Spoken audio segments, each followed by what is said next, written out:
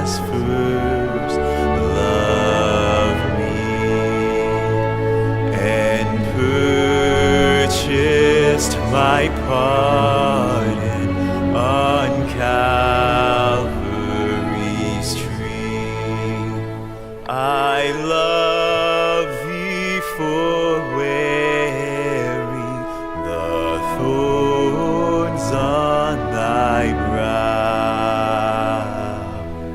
If ever I love thee, my Jesus, 'tis now.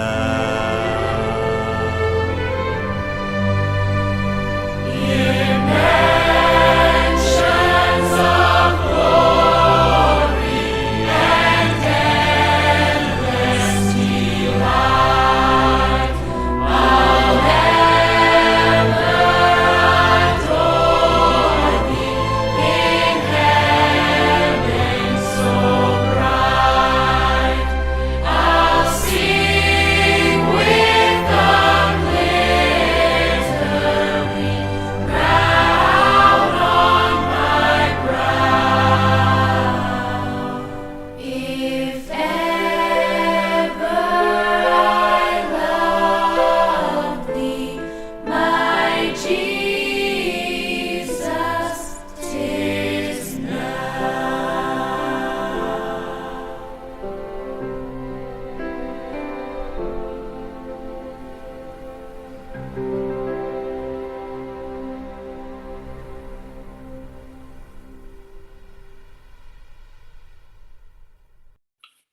Okay. So, El Andrew has welcomed you. I also want to welcome you. And this is hopefully the beginning of a series of discussions that we'll have around the principally the topic of the vaccines and other issues that are emerging, and anything else that really seems to threaten our survival, as it were, as believers, as children of God. And the question really being posed is, how do we survive in order to thrive? And there is a statement here which says survival is merely the avoidance of dying, whilst thriving is the abundance of living. And how to do both is man's desperate desire, whether he recognizes it or not. And this is the situation that we find ourselves in as believers, as Christians. How do we survive in order to thrive? And the Bible has many scriptures really concerning that. And I guess I'm going to have to straddle the two aspects of this, which is to not only look at some of the information, but also to look at the scriptures that speak to some of that. All right, let's have a word of prayer before we begin. Dear Lord, most kind and loving Father, we come to you once again, asking that you would send help for our time of need, that you would be in the midst of this meeting now, in the midst of this presentation and discussion. These things we pray in the blessed name of Yeshua the Messiah, the one we call Jesus Christ. We would say, amen. Amen.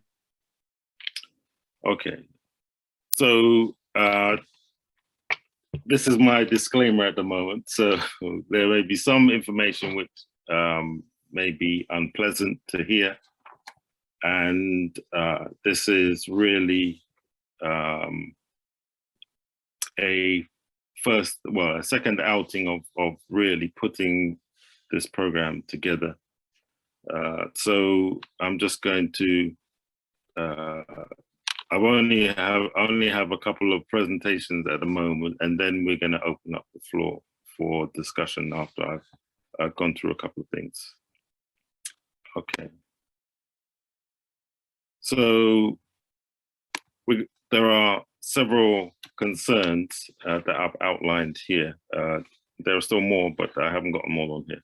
So the first one is the two narratives. And really, I've only got the slides for the two narrative at the moment. Then the early history of vaccines and the recent history of the mRNA vaccines. The UK response, the third concern, UK response to the unfolding COVID-19 crisis.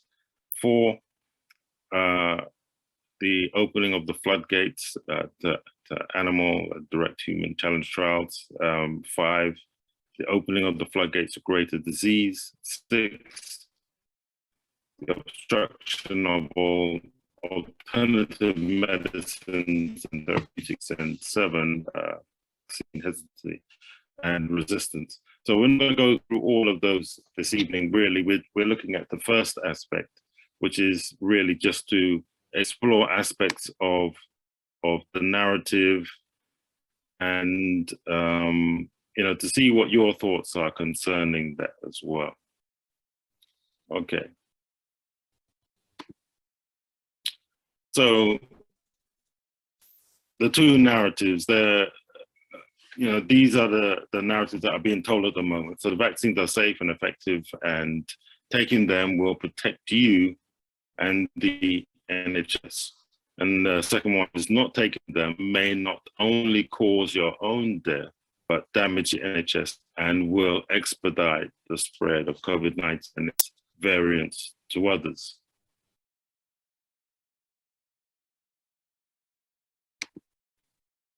So the two narratives that are being told, one view is based on political expediency with the use of propaganda to further its aims, censorship through mainstream media platforms and browsers.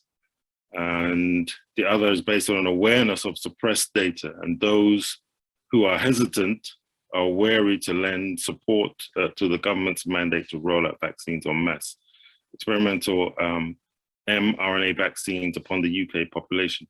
And those who care to do a little research may well discover that they're not being told the whole truth. So this is the current situation. I don't know if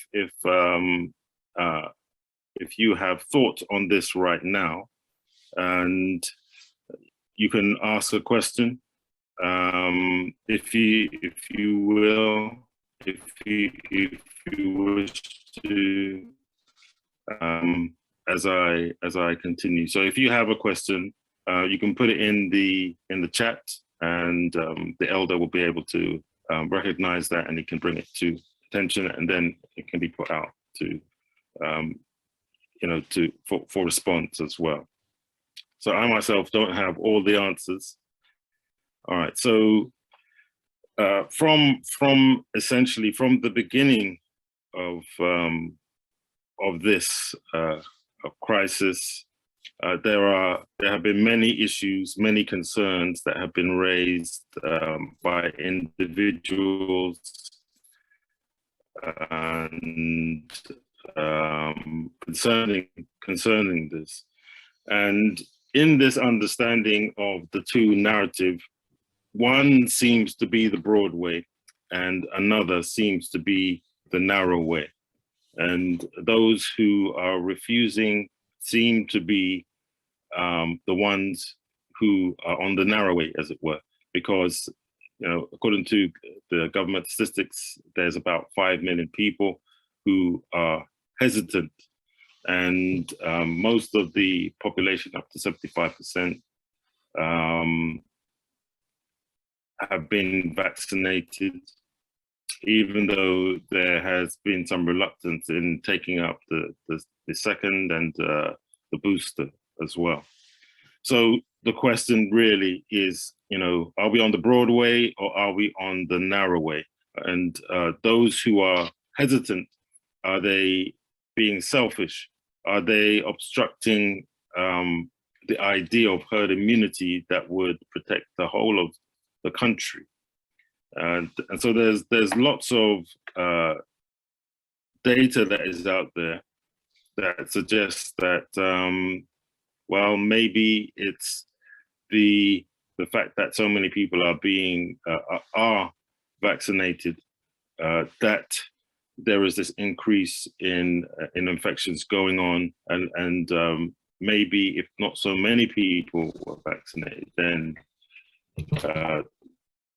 this infectious the infectiousness of the virus would not be so bad, and there would be less variants. So where are we in this journey? You know, trying to understand the two aspects of this problem with the uptake and those who are not taking it up. But I want to really go to something else that may be of interest to you. And so I want to share the screen with another aspect. So just bear with me a moment.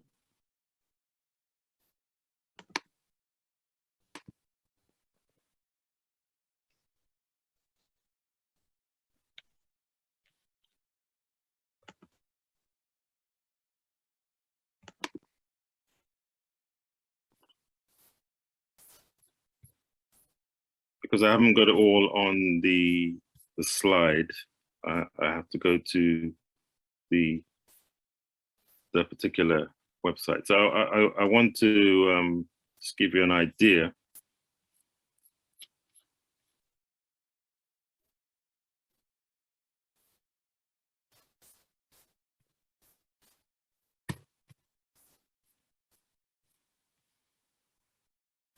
Okay.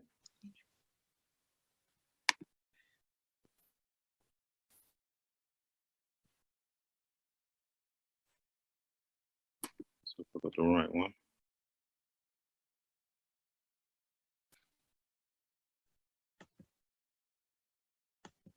Sorry for this.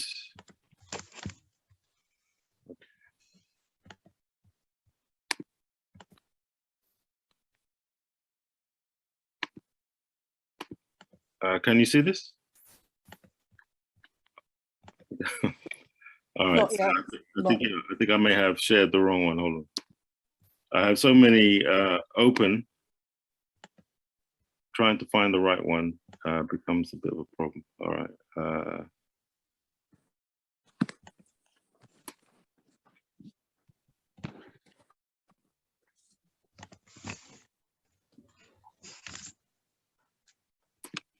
So this is the one.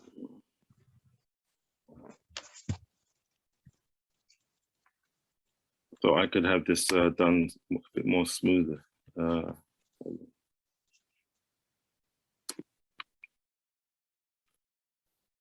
If I don't get it up properly, then I'm just going to talk without using that. Are you seeing a search page? Yeah. The same one. Okay. All right. All right. Then it's not working as I had intended. So,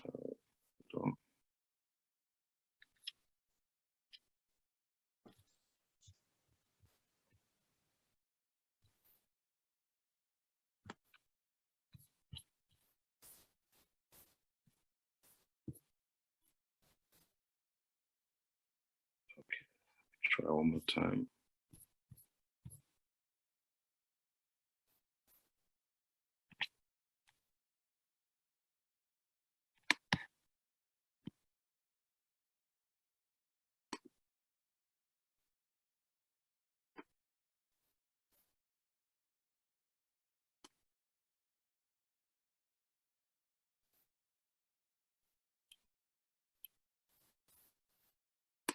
Okay, I think this is probably.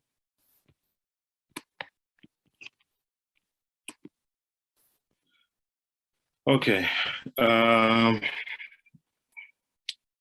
So this is from the Mrna website, and it goes through what does an mRNA do, and it said it produces instructions to make proteins that may treat or prevent disease. So mRNA medicines aren't small molecules like traditional pharmaceuticals, and they aren't traditional biologics, recombinant proteins and monoclonal antibodies, which were the genesis of the biotech industry. Instead, mRNA vaccines are a set of instructions, and these instructions direct cells in the body to make proteins to prevent or fight disease. And so the key word in that statement really is a set of instructions. And the fact that it is a set of instructions means that there is something going on. So there is a package of information that is given to the mRNA, and then it sets about trying to actually perform the function.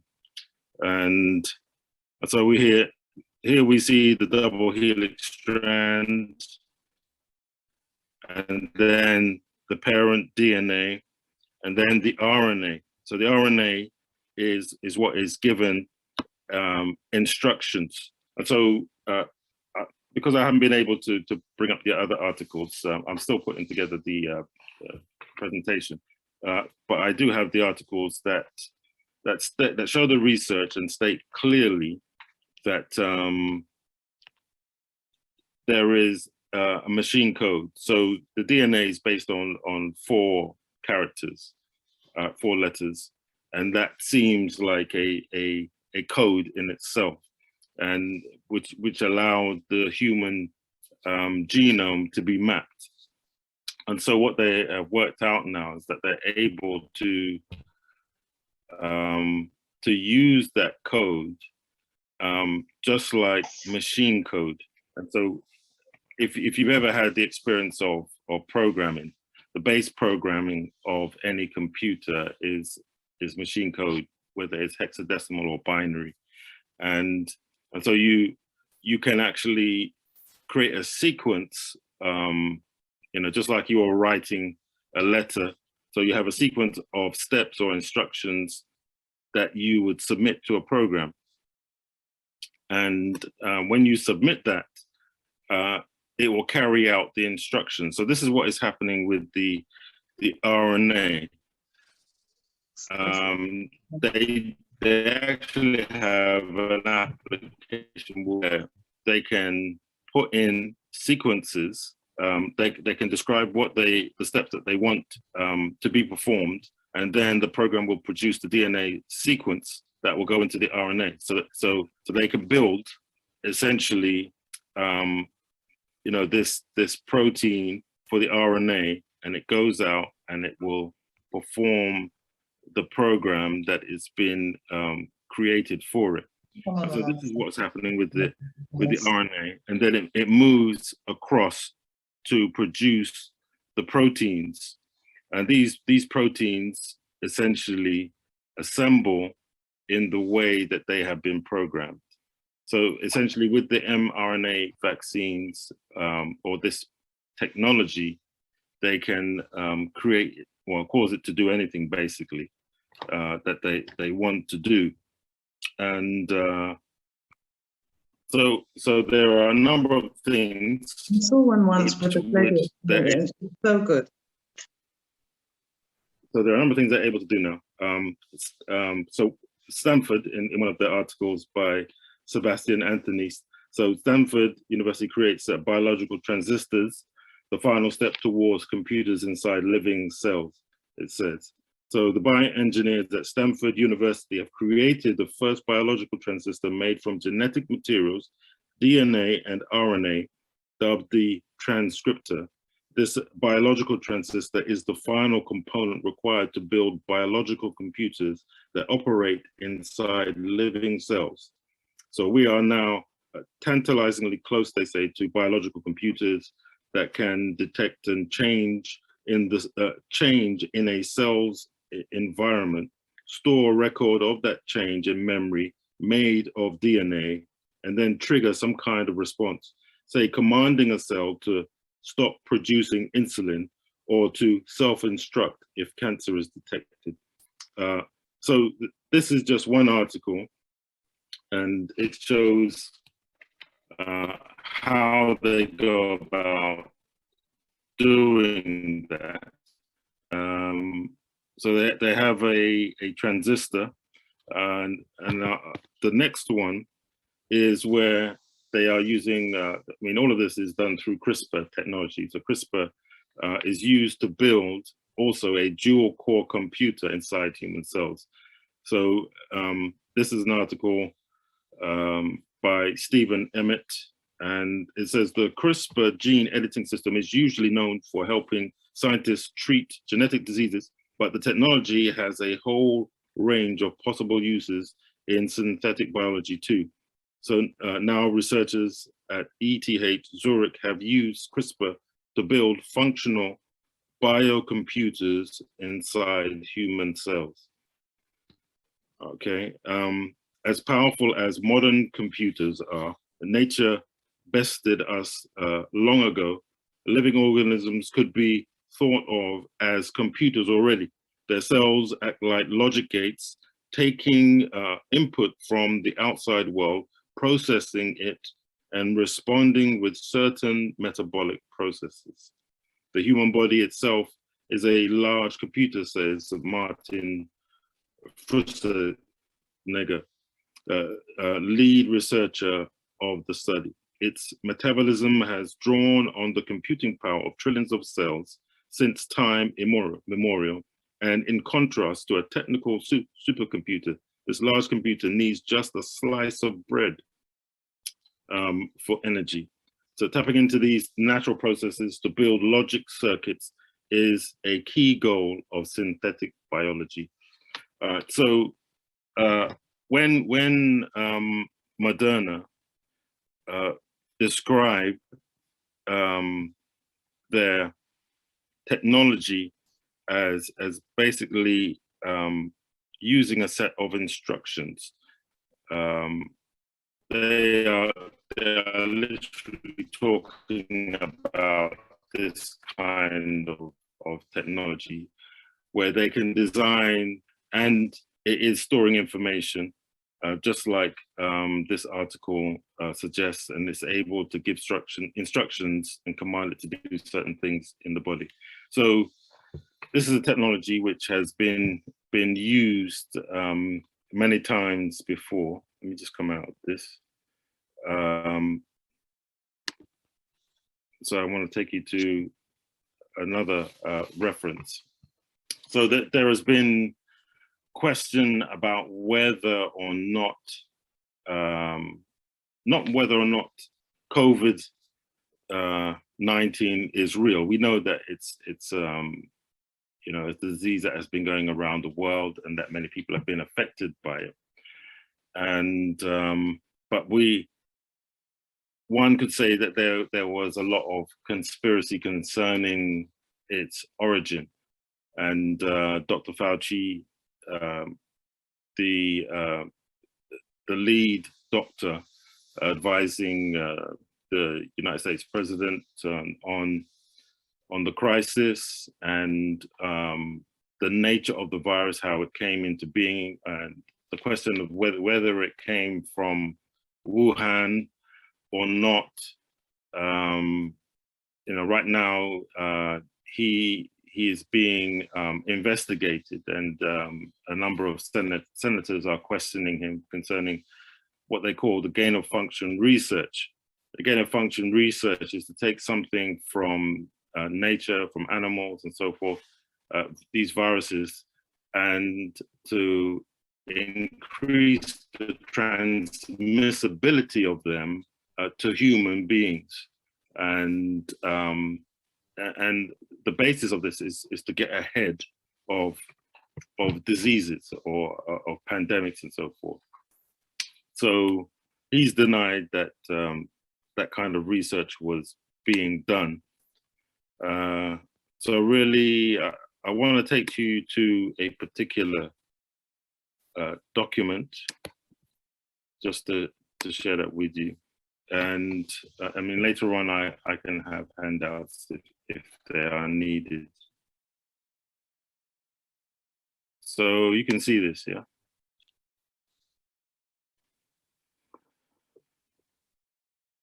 All right. Okay. Can you see the document? Yes. Okay, that's good. All right. So it says SARS-like WIV1 CoV poised for human emergence. And there are a number of people to this particular article. So this here was approved January 6, 2016. It was quite a while ago. So I'm just going to read this colorful section here.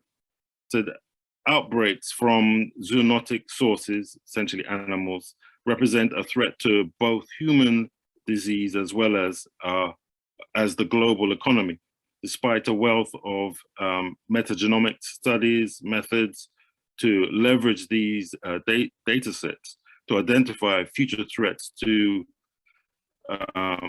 which threats are undeveloped. So in this study, we describe an approach that combines existing metagenomics data with reverse genetics to engineer reagents to evaluate emergence and pathogenic potential of circulating zoonotic viruses. So these animal viruses, which may be floating around, that have the potential to cause pandemics or cross over into the human pool, genetic pool, and cause pandemics. So focusing on the severe acute respiratory syndrome, SARS, like viruses, the results indicate that the WIV1 coronavirus, CoV, cluster has the ability to directly infect and may undergo limited transmission in human population. However, in vivo attenuation suggests additional adaptation is required for epidemic disease. So this statement is saying that it hasn't quite reached the plateau where it can become a pandemic generating virus, okay? So importantly, available SARS monoclonal antibodies offered success in limiting viral infection absent from available vaccine approaches. So together, the data highlight the utility of a platform to identify and prioritize pandemic strains harbored in animal reservoirs and document the threat posed by the W1V CoV for emergence in human population. So the whole purpose of this paper is to do experiments that will increase the transmissibility of these animal-based viruses to create a pandemic. And so then the purpose was basically this gain of function research, which was denied by Fauci. And the connection between Wuhan was also denied as well.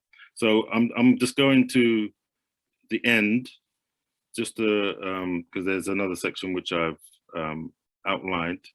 So this is the construction of chimeric SARS-like viruses, which means that it's creating a bridge between animal and human. It's a chimera. So both wild type and chimeric WIV co-infectious clones were designed. So these were designed using published sequences and based on the SARS-CoV infectious clone. Synthetic constructions of these chimeric mutant and full-length WIV1 CoV were approved by the UNC Institutional Biosafety Committee and the Dual Use of Research of Concern Committee. All right, so it states clearly there that this chimera was being created and it was also approved. All right, so I go down to this final section here, which is the acknowledgements. And so we thank Dr. Zhengli Li Shi of the Wuhan Institute of Virology for access to bat-cove sequences and plasmid of WIV1 cove spike protein. So in that document shows the connection really from 2016 that they were already trying to create this kind of this hybrid, this chimera, and to create a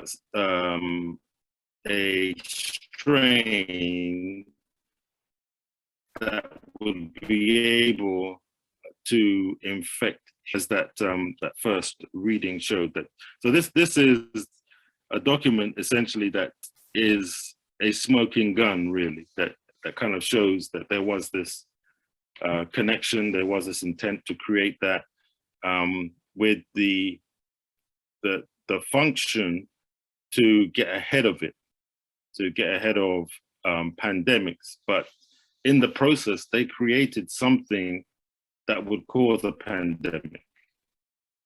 And so then I have the patents that show where the SARS-CoV-2, well, SARS-CoV was patented by the CDC. I haven't got it on my presentation right now, and I don't have it open.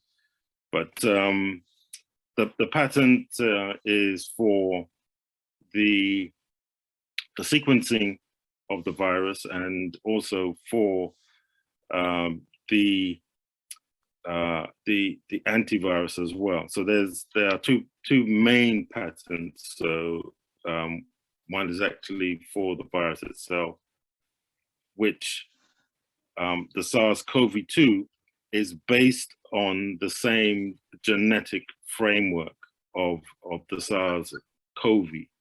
And so SARS-CoV-2 is just a variant of that one. That one seems to be the root and the source of everything else that followed afterwards. So let me come out of this. Are there any thoughts on this so far?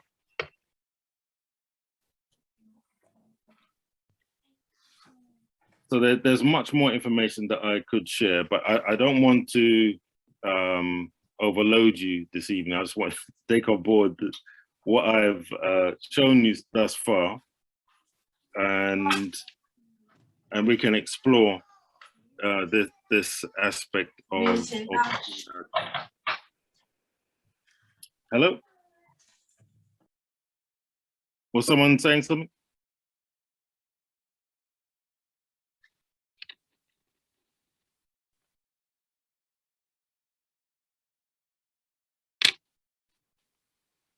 All right. Do we have any questions?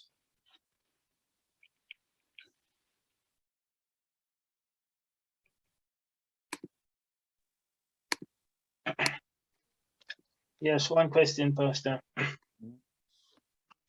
So, based on the documents which you have just shown us, can we conclude or interpret that this virus is not really a natural virus?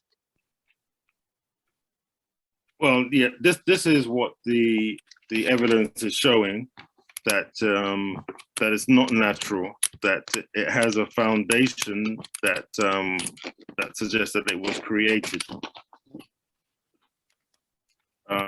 You know, so can you hear me? Okay. Can you guys hear me? Okay. Yes, Yes. we can. Yes, Okay. yes. Okay. Yeah. So it seems to have a framework that suggests that, look, that they've been working on this, and this is what has been denied for quite a while. And you know, the evidence is there that not only is the technology there, but the foundation has been established to build, you know, to do this kind of research, to do this crossover research between animals and humans, and that there is that the bridge technology is the mRNA technology that is also linked to this this new field of biology that merges physics, the fields of physics, computing, and biology and chemistry. So all of these fields are converging to create this new biological technology, which is comparable to computers. Whether you have a laptop or a desktop or your phone, that the biological equivalent has been created. And if you zoomed in, you wouldn't see wires and so forth in there, because what they've used DNA and RNA, and they've used the basic components of biology, but they have created the equivalents of the technology that we're familiar with computers, transistors, resistors, the central processing unit, which is referred to as the core, the CPU, central processing unit. So they have a biological equivalent, and they're able, they have created a dual core version, a biological version of, the material computer technology that we're used to. So it all looks like normal living matter, but it's programmed, it's programmable, which is why Mrna can use the information on their website to say that it follows a set of instructions, because it literally does. And so they can write a program for a cell or the RNA to do a particular function, to follow a set of instructions, and then once they have written that the instructions, and then they make it active, then it will go and do what it's been instructed to do. So one article that I read said that they out of 60 programs that they wrote for the RNA and the DNA, 45 of them worked exactly as they were designed to do. So 45 out of 60 ran as intended, and it's a next level technology, really. It's a next level technology. Are there any other questions?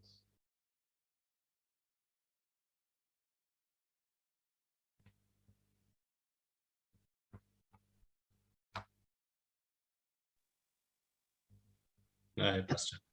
Mm-hmm. There is evidence that COVID-19 has also been found in animals, and that includes cats, dogs, ferrets, and minks, and some domesticated animals and deer. So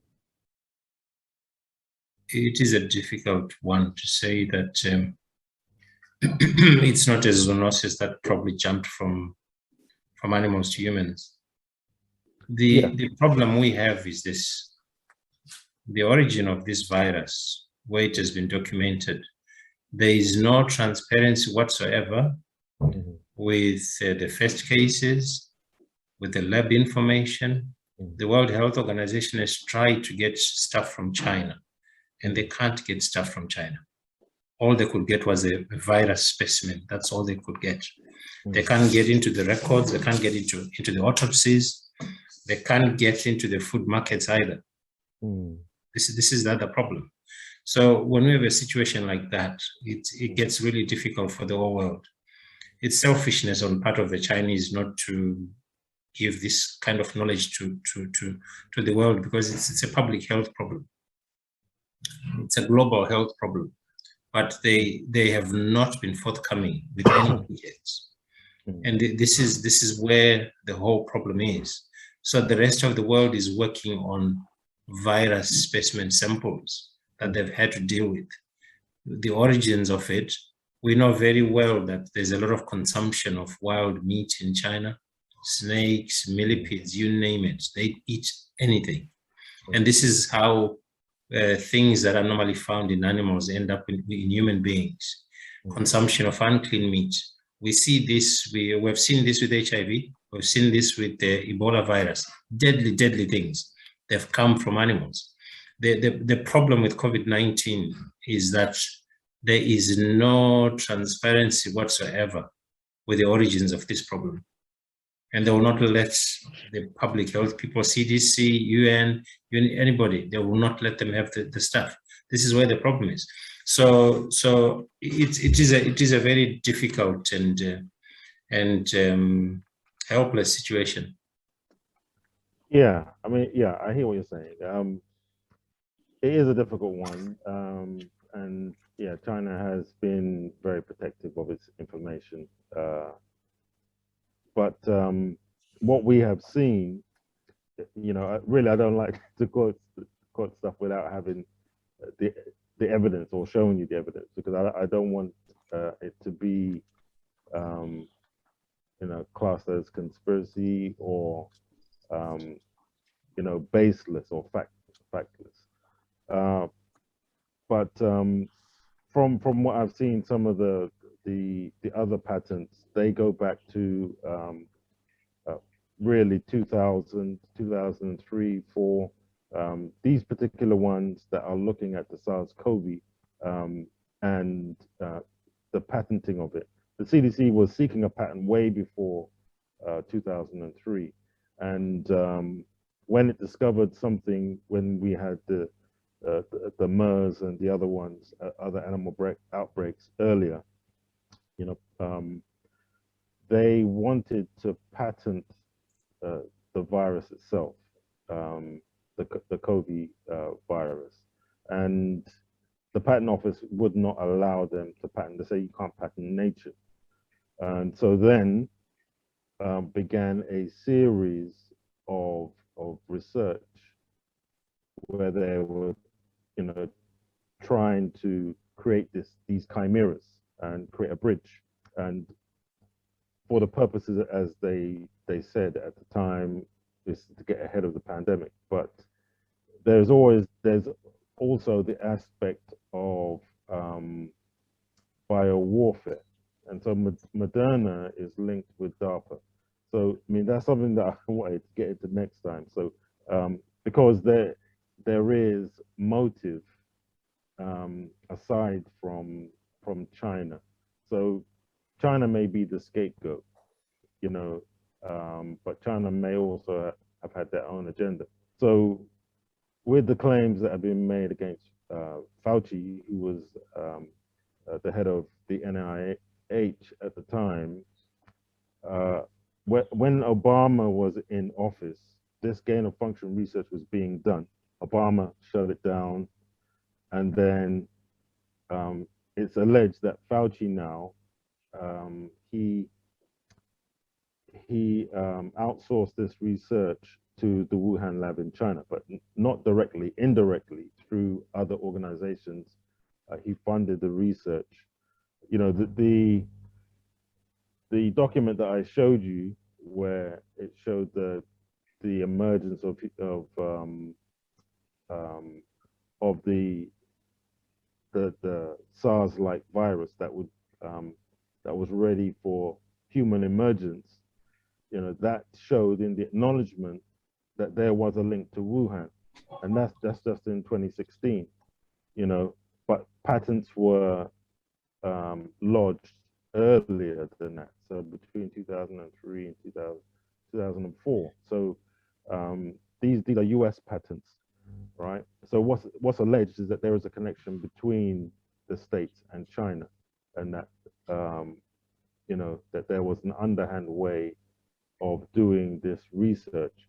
And so from China's end, the world gets to understand that this virus came, was somehow released in China, whether it was through the wet markets or the meat markets or not, where they have lots of animals in the testing period, they were testing on a number of different animals anyway, and the research itself was based on causing transmissibility between animals and humans. So ordinarily there wouldn't be this jump between animals to humans, but this is what they were creating. So as that the article showed, the research paper showed, they were creating a chimera. So a chimera is a bridge between the two. And I mean, once you create that bridge and it escapes, then it's out there. So there has been, you know, you mentioned minks, and that's just one of the animal reservoirs that have been affected in a dramatic way. So around the world, where you've got mink farms in Europe and in the United States, you've had hundreds and thousands of minks that have died. And in one case, 3,000 minks died because a farm worker who had COVID-19, it jumped from that worker to the minks, and then 3,000 of them died, of the minks died. They were all suffering from COVID-19, so respiratory problems and flu-like problems and so forth. So they died, but then it was also going around Europe, and where it also jumped from animals to humans. So this is something that notable virologists have said that, you know, that this can happen with the vaccines, you know, that they Pastor, I think the other problem is that the word patent may make people think that it's man-made. Well, there are patents for natural viruses, because why they have patents is that they can harvest a virus, grow it in the lab, create vaccines with it. And so it's a technology that if they've got huge volumes of it, they can sell to other labs. But patents are there, registered patents for the swine flu, HIV, you name it. But what I'm saying is that the debate about whether it's a man-made virus, whether the Americans were involved in handing it over to China, here is the problem. The public health has always warned about accidents in labs. They've always warned about accidents in labs, and these are serious problems, because if you've got a small outbreak of a virus, and then you harvest the virus and culture it, you actually run a risk of an outbreak from lab accidents. So the public health is no different from what would happen in a nuclear lab, where if you've got a nuclear plant that's poorly managed and you end up with an accident and disaster. Same thing with microbiology. The virologists are the dreaded people, because they used to keep smallpox, they used to keep all sorts of things. And everyone was worried that, look, you guys, do you need to keep these things, especially if the diseases are gone? And then that problem comes when there are secrets and secretic operations by the Americans and other people on biological warfare. So such accidents were anticipated long back, that once you start culturing these things, even if it's for medicinal purposes or for pharmaceutical vaccines or whatever, the risk of accidents is always there. And the risk of a lab person taking that virus out into the community is always there. So my point is that it's nice to discuss it, but the problem is the theories of conspiracies may never end. We may never see the end of it, but we always anticipated accidents from these things. Whether you're going to construct a virus, whether you're going to culture a natural virus to create vaccines, we always anticipated accidents. And I'm sure that the Wuhan problem was probably an accident in the lab that spilled out into the community. And that has always been a worry about these the virologists, because they can't contain their viruses once they're out of the lab. This is the problem. So the problem is, All right. Well, all right.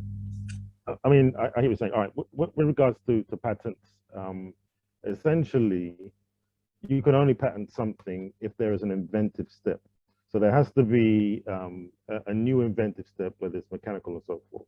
I mean, I've written patents before and I've submitted them to the patent office. So I understand the process of patents, and you can pull a patent out if you wish after a certain period of time without it being published.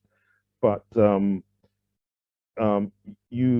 if your patent is similar to someone else's, then you may not be granted the patent. So there has to be something unique, right? So the patent office, the US Patent Office, rejected the CDC many times, saying that they cannot patent nature. I mean, that's on record. They cannot patent nature, which is what they were trying to do. So there has to be something unique to what they're doing. It may look natural, as you're suggesting, but there has to be something which they have created or added that is not from nature or that is not natural, which creates a new function. So in the case of the mRNA technology, they have merged the computer technology with the biological, not by merging, the electronics, but the idea of how it works. So, generally it's a binary-based system, ones and zeros, right? So then that is translated into the biological arena by finding the biological equivalent of a 1 and a 0. So whether it's a protein or a sugar, and then they will program it in a particular way so that it will follow out a set of instructions. So this now is not according to nature, but they have created something that functions like a computer using the equivalent of ones and zeros to follow out a given set of instructions. The language on the Mrna site says clearly that it follows a set of instructions. That's something that follows the idea of patentability, right? So it's a patented technology that functions in a particular way. And if you were to trawl through the patents, then you would see how they describe how these features work. So to say that it's natural doesn't follow along with the principle of patentability. So you can have things which are intellectual property or design right. Design right then is based on the feature of how it looks and so forth, and copyright, intellectual property, something that you've written or you've produced in some unique way, but when it comes to patents, there must be an inventive step. There must be an inventive step. And so in the article, in that research paper, it showed that they were trying to create a chimera. The chimera in itself is something that is unique, a hybrid between two genetic pools, the human population. So the fact that it opens it up to zoonotic is not simply leaving it to one species. It opens up to a vast array, whether it's mice, cats, dogs, monkeys, and for each of these, they have been designing vaccines for them as well. So it's a vast area, and in terms of accidents, as you've mentioned, it could well be an accident, and that's the thing that we are not sure of. But two Chinese generals, they wrote a book called Unrestricted Warfare, and this book was written a while ago, but it was, how can a lesser nation overcome a superior nation? How can they defeat a superior nation? And in this book, they outline the fact that America has rules of engagement. And, you know, when it comes to warfare, there are rules of engagement. And, you know, the book suggests that they must have no rules, that America is restricted. They must be unrestricted. And so then warfare, according to the book, traditional means of warfare, you know, with military, the Air Force, the Navy, but it has enlarged its environment and its a means of attack. So to include not only space, but the biological, nano, you know, so on all scales, there is warfare going on, right? And biological warfare is also an emerging threat that has been, that was, those are one of the areas or the environs of warfare that was mentioned in the book. And there are other sources that refer to this level of biological warfare. You know, so you know, just as you've said, you know, accidents happen, but having read, you know, aspects of that book, one wonders, was it an accident or was it a declaration of war? You know, you had people in the country at the time of the outbreak from, you know, other parts of the world, and instead of being quarantined, they were allowed to go back to their countries.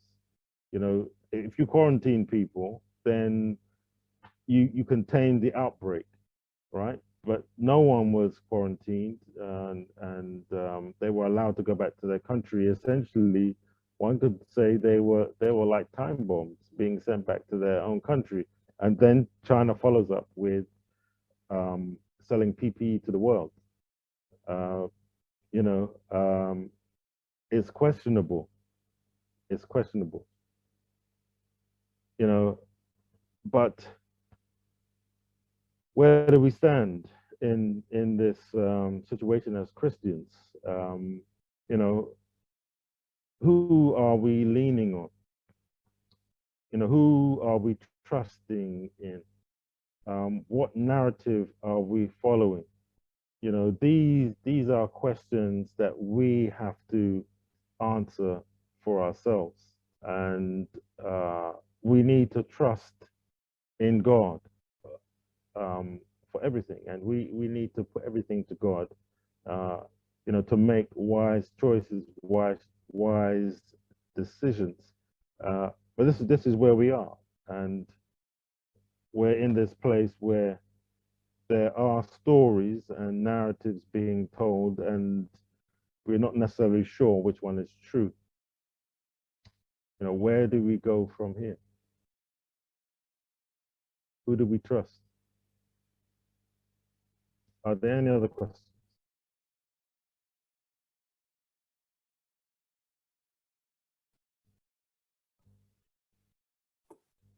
Yeah, I'm also think that because we trust in God, we should not be anxious as Christians at all.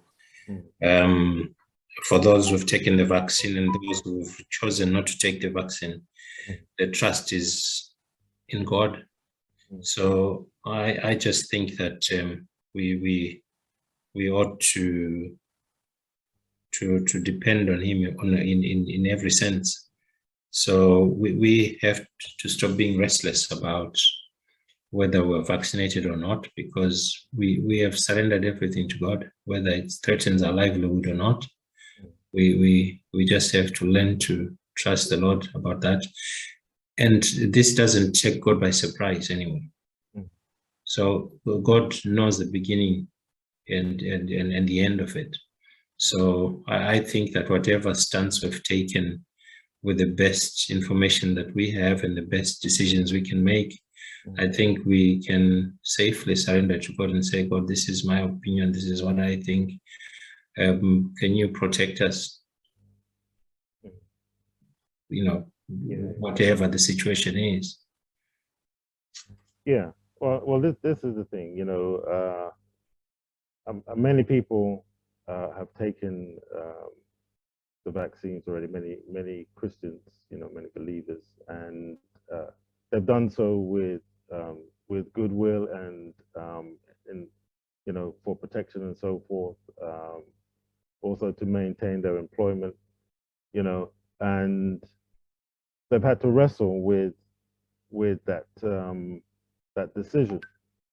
And you know, whatever happens, you know, because of their choice as well, that, you know, that's something that they've had to wrestle with. And I know that there has been a lot of discussion about that. There's been a lot of fear as well. And you know, even in Parliament, an MP referred to the Conservative government as generating a level of fear in the population, you know, to herd them towards taking vaccines, being vaccinated en masse as the solution to the problem. And the fear has been the main thing that has really caused division and problems, not only in society but in families, between, you know, those who are vaccinated, those who are not vaccinated. So there is a level of fear that has been generated really from the government, and then fueled by the mandates that have been imposed as well. You know, so there's an aspect of where society seems to be divided, especially with the follow-up that that comes with the mandate, the vaccine mandate. So we've seen the vaccine passports that they were putting out there, the track and trace apps, and those passports which were needed to enter into different venues, and the government is rolling back on some of those things.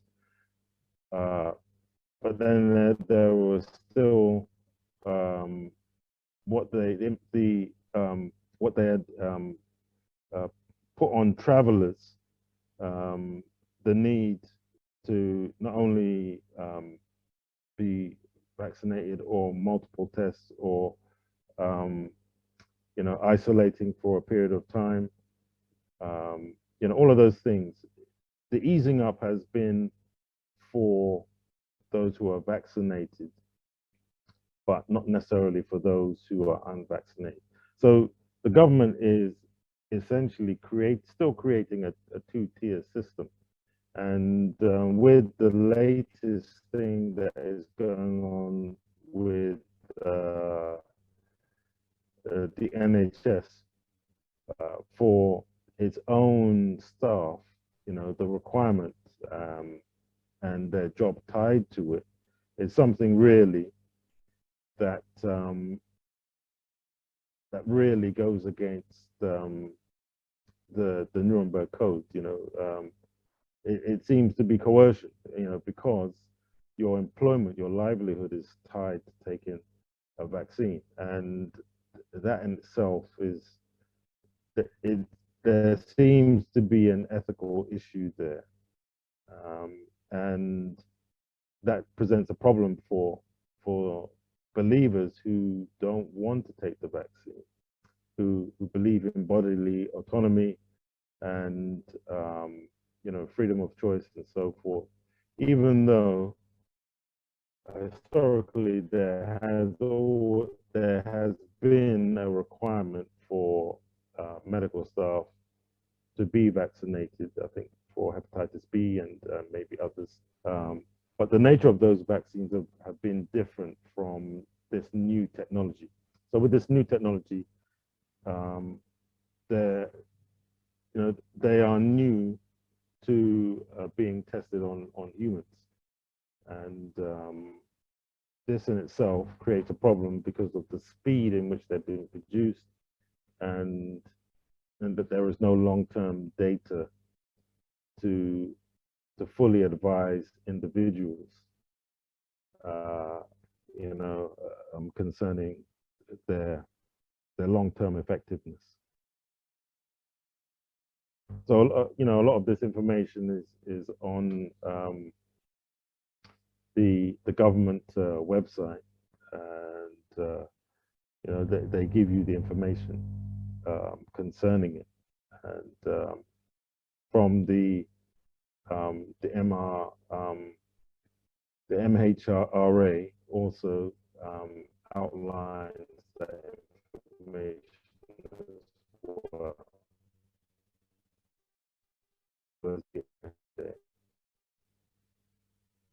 So it's one that needs a lot of prayer.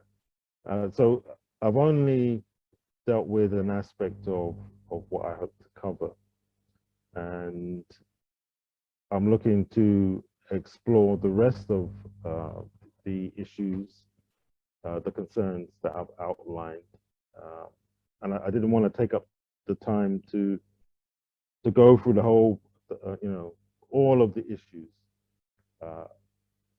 so that in the next presentation, when I'll have a lot more of the stuff in the presentation again, as in brief, and then move on to the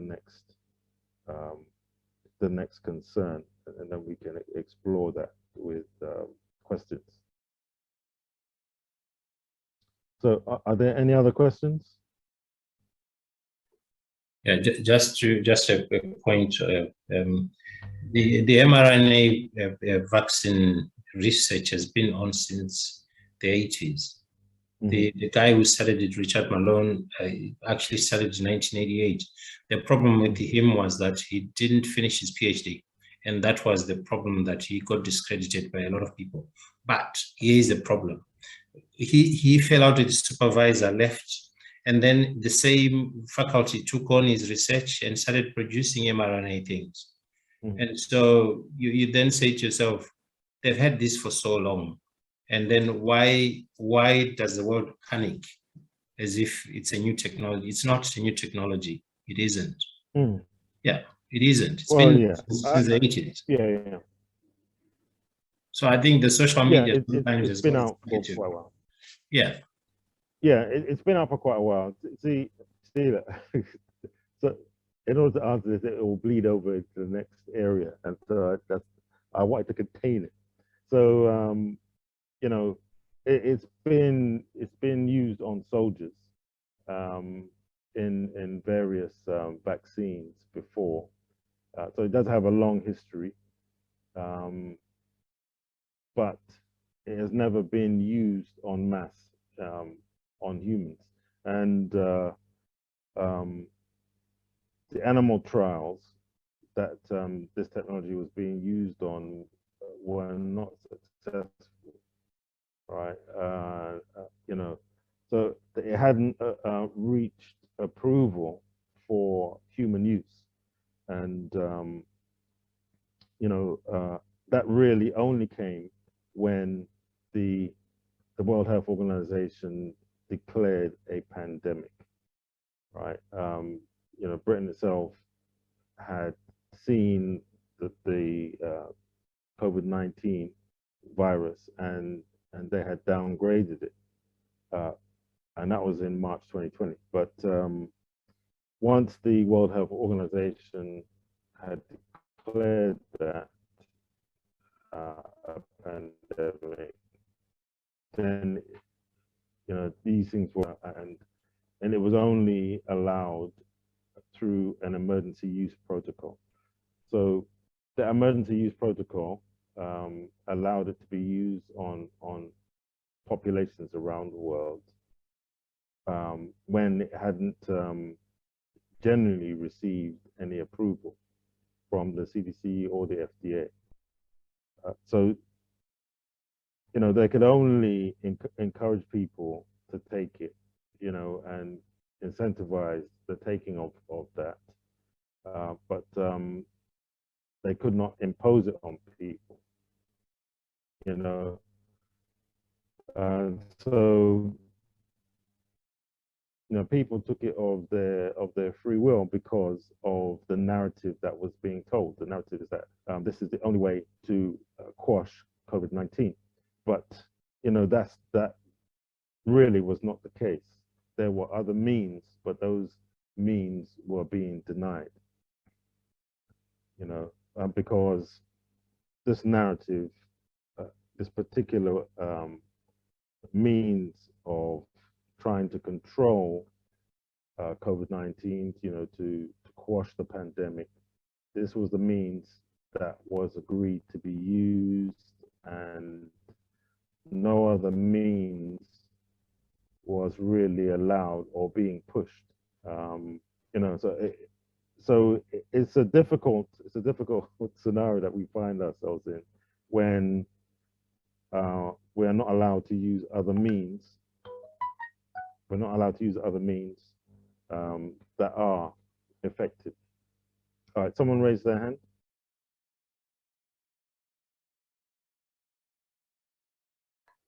Yes, Yes, it's Omo. Thank you Okay. for this program. I'm just thinking, and I just want to say thanks to Elder. Oh, he just spoke now, because it seems I feel okay. I don't know going forward, because I don't know. I still feel this presentation is, I don't want to say biased, but I don't know. Is there a possibility to have other people maybe Yeah, on the panel? Yes, I do. Yes, please, because I just think it's good to hear from different people. You know, because regarding this issue of COVID, I've listened to so many webinars. You know, I work with the NHS, so we've had opportunities to listen to pharmacists and all kinds of people. So I still think, you know, if we're going to have more of this, it would be nice to have other people. We have experts in different fields. We could have a pharmacist, we could have a, you know, somebody in bio, whatever. You know, I just think it will come across more balanced. That's just what I'm thinking. Looking in, Oh yeah, that's yeah. how I feel about it. I hear you. Yeah. I mean, I'm just looking at the data and the sources, and I know it can seem unbalanced, because most of what I've discovered is really in one direction, and so there is also what the government is saying. So this is why I'm saying there are two narratives. One is in support of it, in support of vaccines, but vaccines have a long history, and there are many books that I've been trying to go through. Barnes Farrell and his book, The Vaccine Crisis, and then another. He's an Adventist minister, and these books were written, I think, in the 80s. And then another one which he has written, Why Vaccines Are Dangerous. And so I was looking for information in support of vaccines, and so I found one which I'm still trying to go through, which is called The Case for Vaccine Mandates, and this one was written. This was written in 2020. So yeah, I'm still bringing it together, and I do have some people who will form part of the panel. This is just the first presentation, and I've only just looked at one aspect of it. So I'm still trying to get other people on board who will be able to speak to that as well. So I presented essentially one aspect of it, but not all. So that is something that we'll still be looking at. I hope that answers your main concern. Yes, I think it does. I just think we need to just have good discussions, and I'm glad Brother Max, sorry, I forgot his name earlier, you know, because again, it's not a topic a lot of us have lots very detailed knowledge about. I think people that there's a tendency to, I don't know, I need to put it in the right way, to, so you can, I can be presented with different things, articles, and if I'm pro or anti or against something, I'll possibly lean towards what you know, I will feed myself with what I want to hear. So I just feel, and you said going forward, I think it would be nice to have other people, you know, to have a full discussion about this this topic, because it's a very polarizing one and quite sensitive as well. So I just think it would be helpful. Yeah, no, certainly. You know, it's a lot of you know, reading that has to be done, a lot of research to try and balance both sides. If I can find someone who can speak to that side, you know, the positive side of it, then you know, I'm looking for that person who could speak to that, and those who are on the opposite side as well. And so as it stands, I've only just presented the first part, which is just looking at the two narratives. So one which is for, one which is against, and the information that I presented really was showing, okay, there is a basis for the possibility that it's been man-made, because patents exist, research papers have been written, and so that shows that there is an aspect of where this has been created.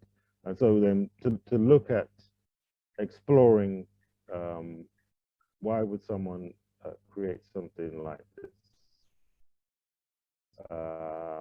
and for what purpose and for what function, then I can explore that in the next section.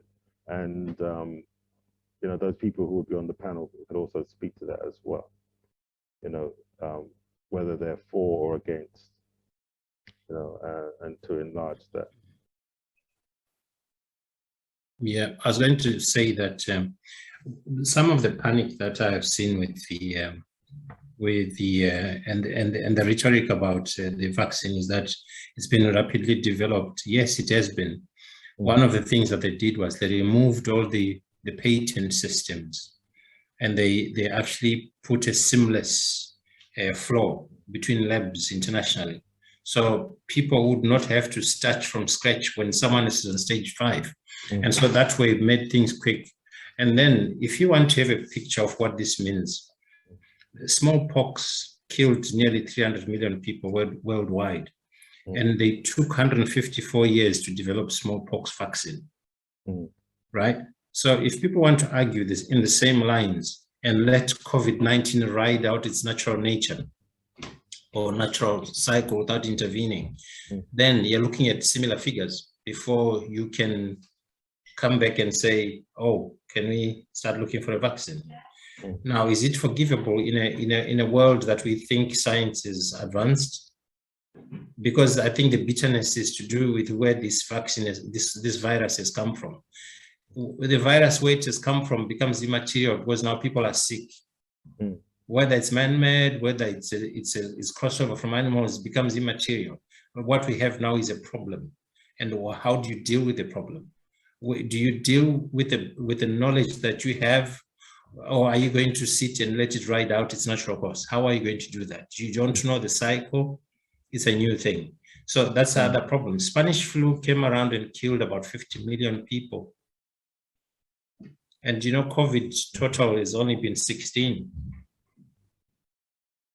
So the interventions of 16 million. 16 million.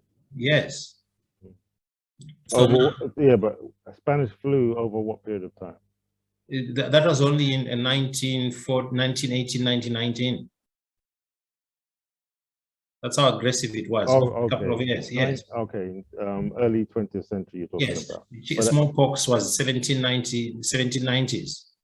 mm, Yes, and we only managed to get rid of it when we got the vaccine in the 1950s. Mm. So what I'm saying is that the debate also has to be put in the context of what the other pandemics have done to the world population. Mm. Yeah, it's a lot of deaths, 300 million. It's a lot of deaths, 50 million. Mm. So the science people then say, look, what can we do best? And obviously, with what we have now, with freedom of information, and people can compare with old things, it's good to say, oh, it was rapidly developed in a rush. Perhaps it's not so good. Yes, but you're arguing because you're alive. So this is the other problem. So, and always the argument about producing things is one, do no harm, benefit people. Yeah. I hear you. Yeah. So I'm just putting it in context. I don't have a side to take. What I'm saying is, if you put in context, the numbers of people that died from the different pandemics will show you why an agency has to come into place. Yeah, you see, for me, the thing is. Sorry, Elder Andrew. There are 3 hands which were raised. So we'll take you, Andrew, and then I think Elder Gary and others had also raised their hands. So continue, Andrew. Yeah, you see, looking at both sides is always the best. See, for us, we are sitting here saying it's always the best. And I would have loved it if that was the same thinking again from the government point of view to say, guys, this is what we have. We have this pandemic. Here is the science from both sides. Because scientists are saying it's good, and yet the very science world is divided. The very scientific world is divided. The others are saying, no, it's not good. The others are saying, yes, it is good. So you can see that if the scientific world is this divided, what more of us? See what I mean? And if you remember, when the vaccine came out, it was, the prime ministers, the government were saying it's a choice, it's a personal choice. This is the information, so it's a personal choice. You choose to have it, that is absolutely fine. And then suddenly that then changed from it's a personal choice to it's now a mandatory. Yeah. That's where the challenge then comes. That and some people that I've talked to, they've always said that, why am I being forced to take something that, my choice has been taken away? Why is that? And then that then makes somebody start to suspect. So, what's the catch behind this? And some people are saying no, because they're saying, why is it being forced upon me? It has to be my personal choice. It's my body and it's my personal choice. So, see, for me, if the other side is also given the same platform as the yes side, so that, the debate is held at the same platform, then that will make more sense. We have advanced scientifically, and as such, we should have the confidence to say, this is the no side and this is the yes side, and both sides produce, their results, their findings, their research, and then people will then know what's happening. See, the problem is, we can never know whether this is good or not in this present day, because this is something that has just been rolled out. But later on, years down the line, that's when we are going to see the side effects or the benefits. Did it benefit the human society? Yes, it did. Or did it not? And I go back to the point of the antibiotics, where they were just prescribed willy-nilly. And it took the society years to discover that actually what we thought was good for us is not actually not good for us, because we now have bacteria that are now resistant to these medications. And so as a society, we are now at a crisis where we are now trying to come up with a solution to a problem that we created. And so for now, we can say, well, it's good for us, it's not good for us, but the real side effects or the real effects are going to be felt years down the line. And I think then we can say whether we made the right decision or not. Yeah. Well, thank you for that, Andrew. Yeah. I mean, it's been stated clearly on the government websites, on the medical websites, that they don't have the long-term data. Even on the Pfizer and Mrna, they don't have the long-term data, you know, to make a determination as to its effectiveness for individuals, especially like if you're looking at nursing mothers or those who are looking to have children and so forth.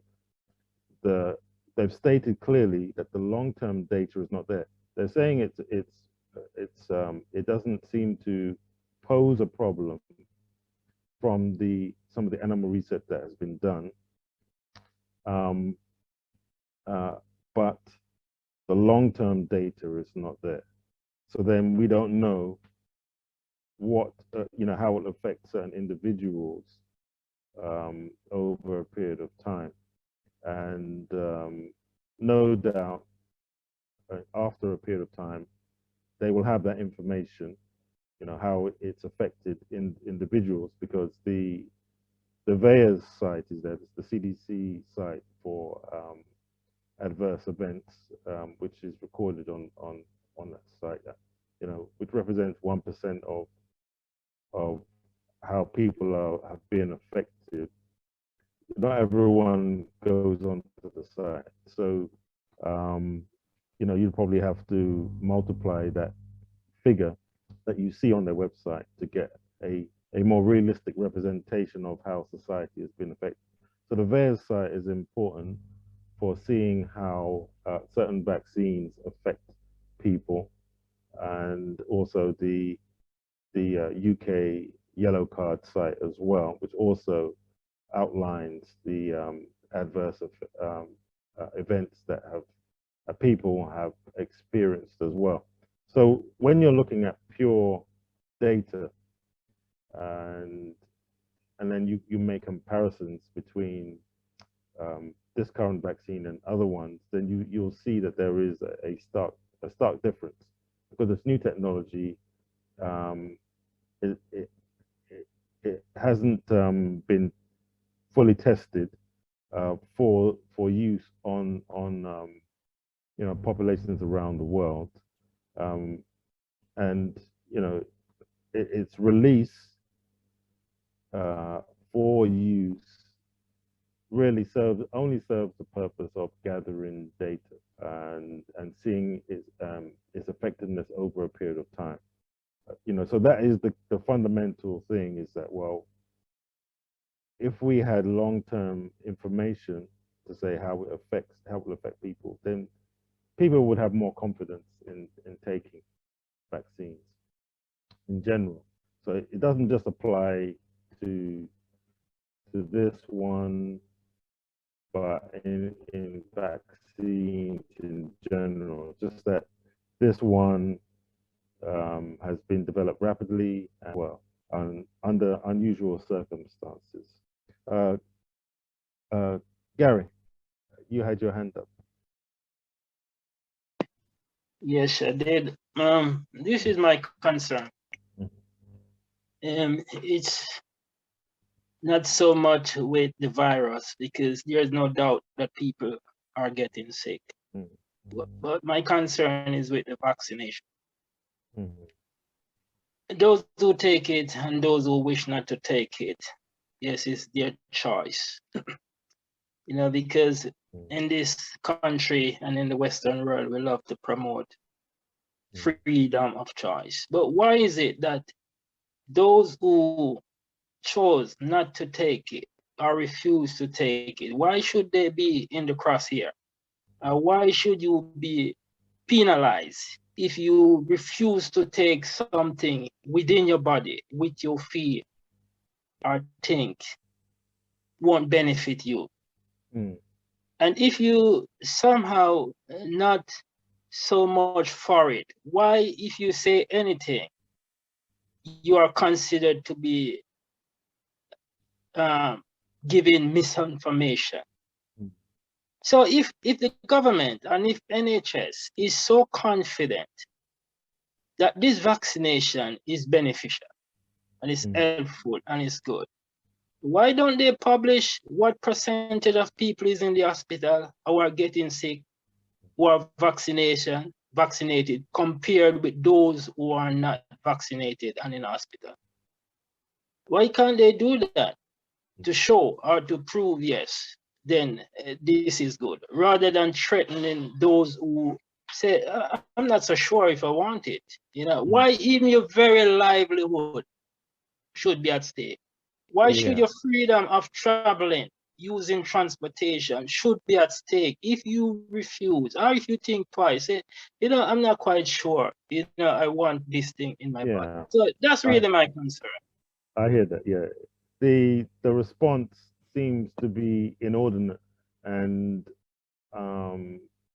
you know, out of proportion with not wanting to take a vaccine. I mean, generally that hasn't posed a problem, you know, in society, but in this instance, laws have been introduced, mandates have been imposed, and yeah, as you said, it's threatened people's liberty of movement, you know, even of choice.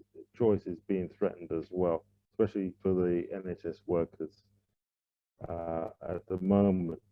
So it's a question that is troubling many in society. You know, last Sabbath there was a rally, there was a march to 10 Downing Street. Many NHS workers were demonstrating, and really were one of the main slogans was, how can you clap us and then sack us, you know? And so they threw piles of their uniforms outside number 10. And really that only preceded the committee discussion, the government discussion on Monday concerning this mandate to vaccinate NHS staff, and you know, the no jab, no job.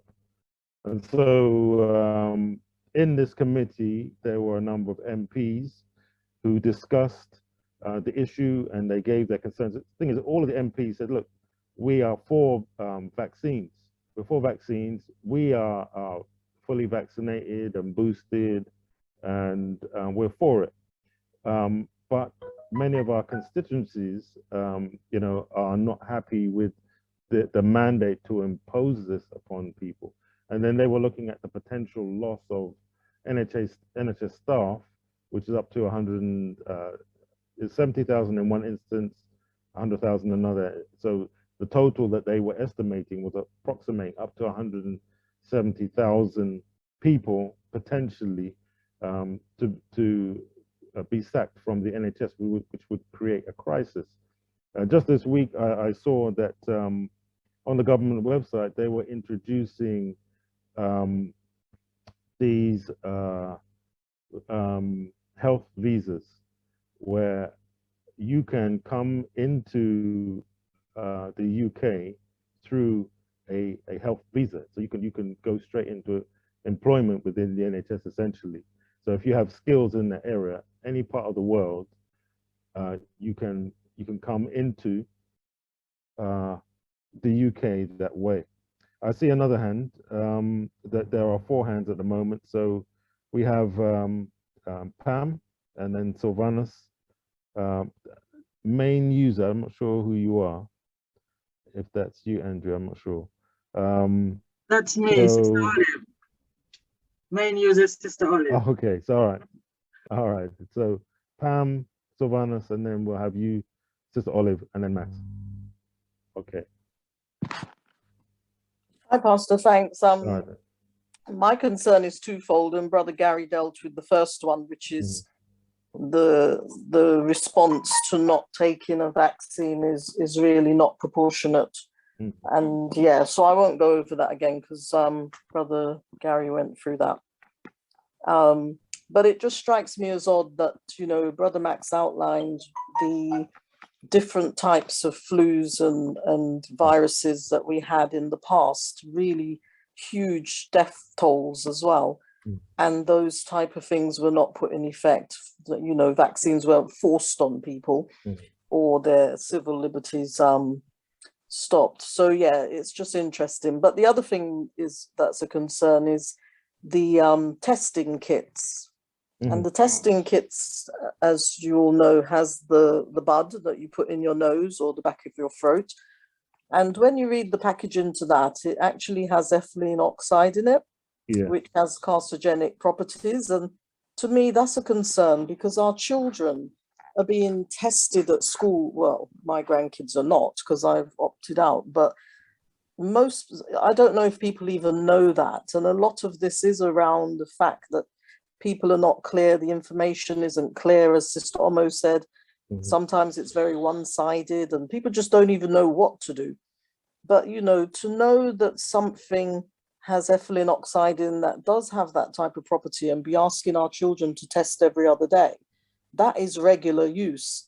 It's you know, I just don't understand that logic as well. And that worries me about our children and the impact, the long-term impact that could potentially have on our children. But yeah, they were my main two concerns that I wanted to outline. Okay, thank you for that. Speaking to the testing kits, there was a retired policeman who actually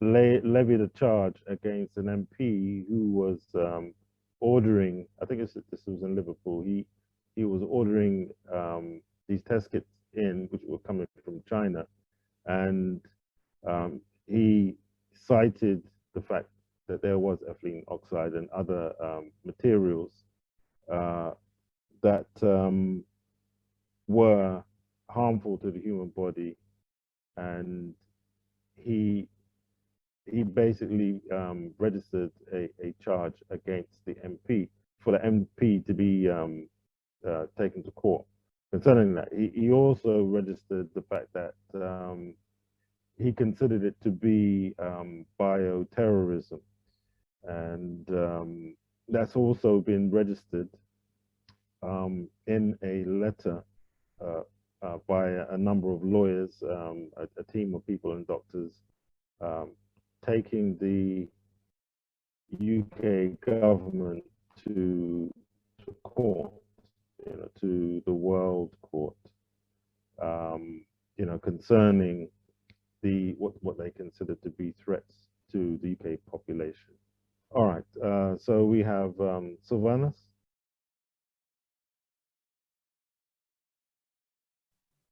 Yes, can you all hear me? Yes. I think, thank you, Brother Gary and Sister Pam and Pastor for that presentation. I think what we need is balanced information here, because up until now, what we have is the government front, which for me, from the outset, I see that as psychological conditioning of people. But the point I want to make here is vaccines have been there for a long time. Yes. When we talk about vaccines being responsible for eradicating diseases, where is the control? Where is the reference point? We have to think about that. Because there are so many things that could actually make diseases to thrive. So when we say it helps in eradicating smallpox and so forth, what was the condition of people then?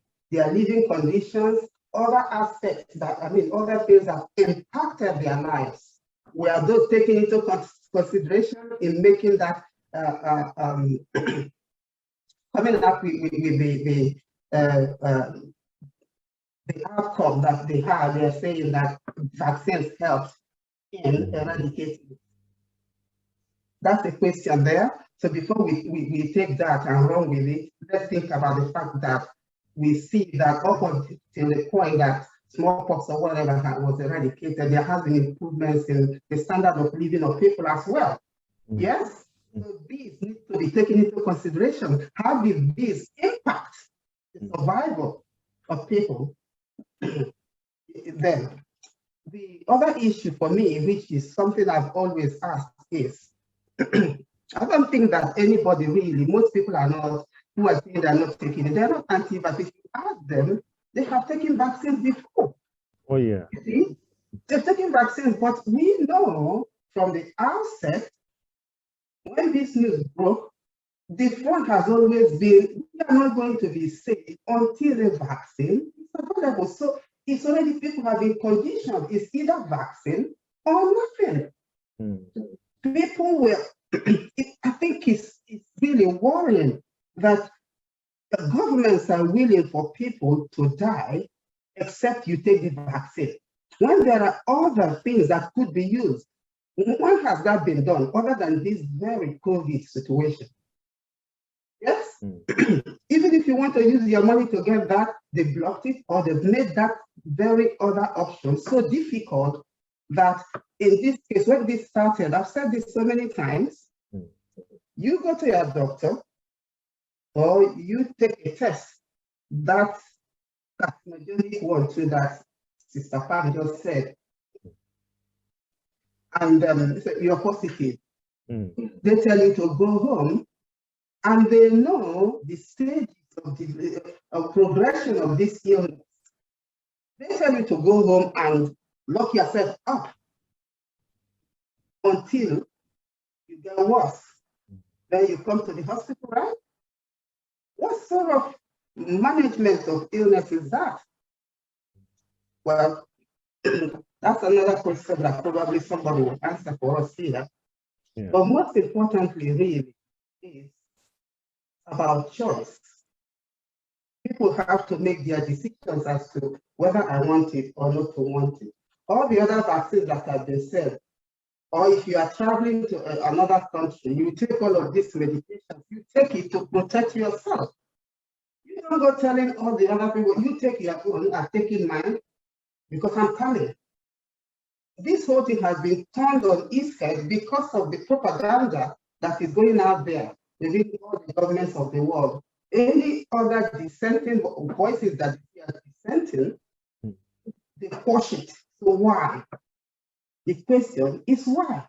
I'm going to stop there. I think there's so much in this. But again, it is a choice.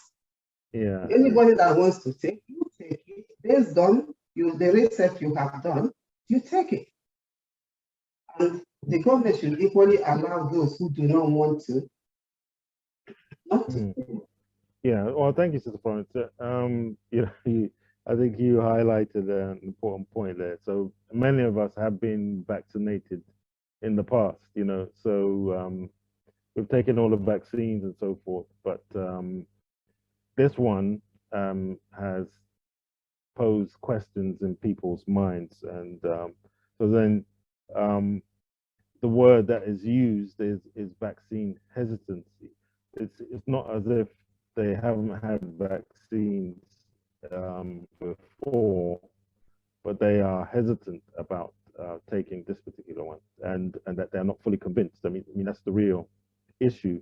They're not fully convinced, and then even those who are not fully convinced to then impose it upon them, regardless of their personal choice.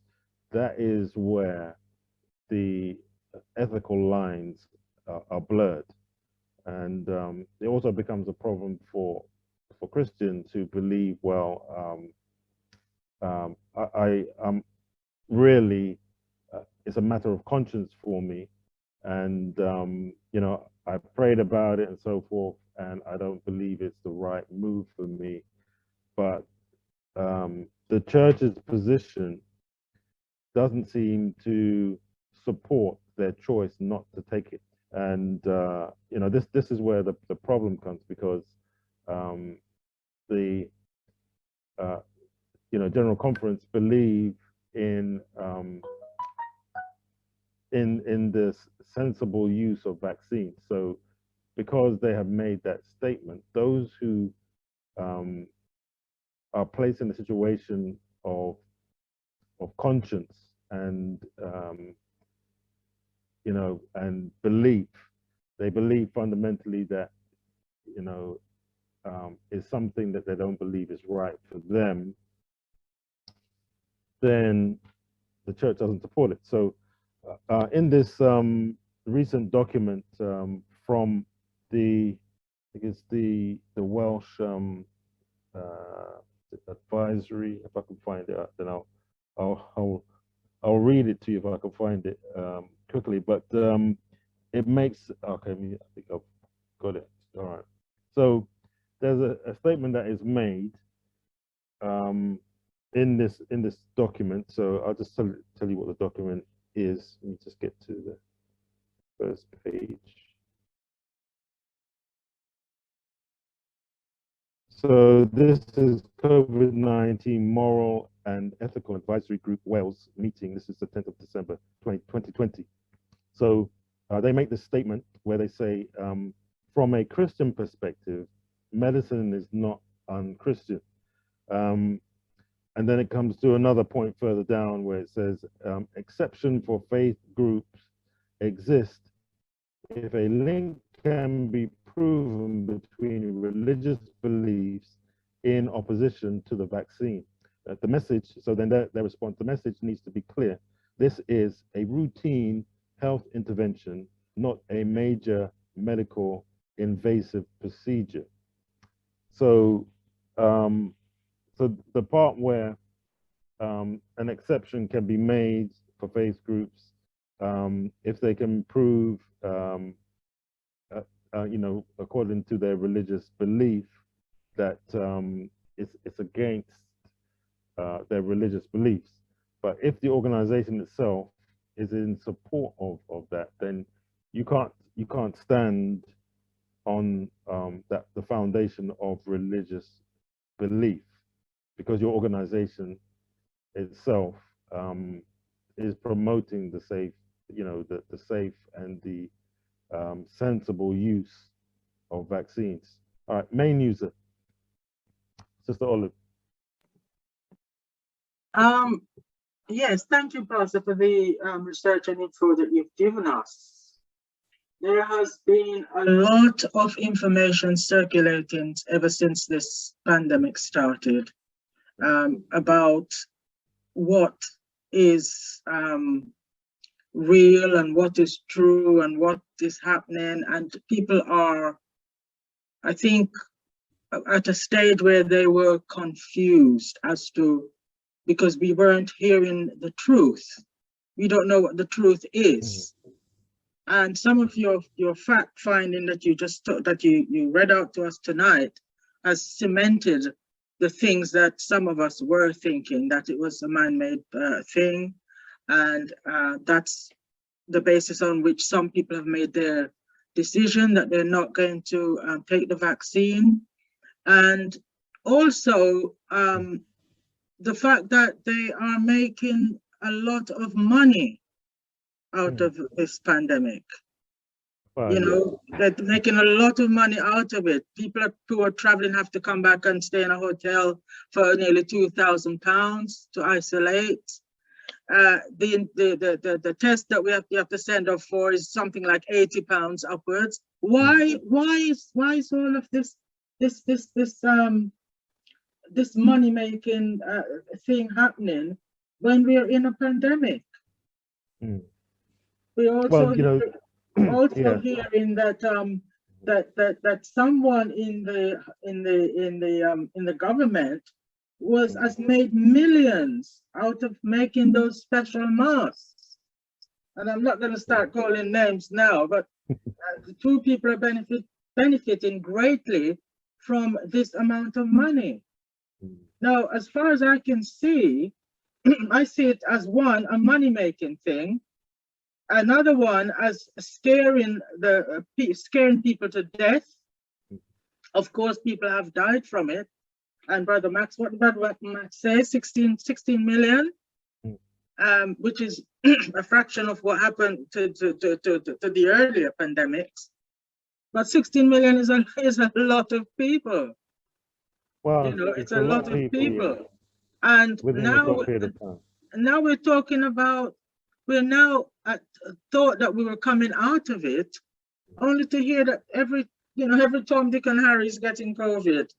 Now more than, well, I don't know if it's more than it was before, but people are still uncertain. And also that people have a choice.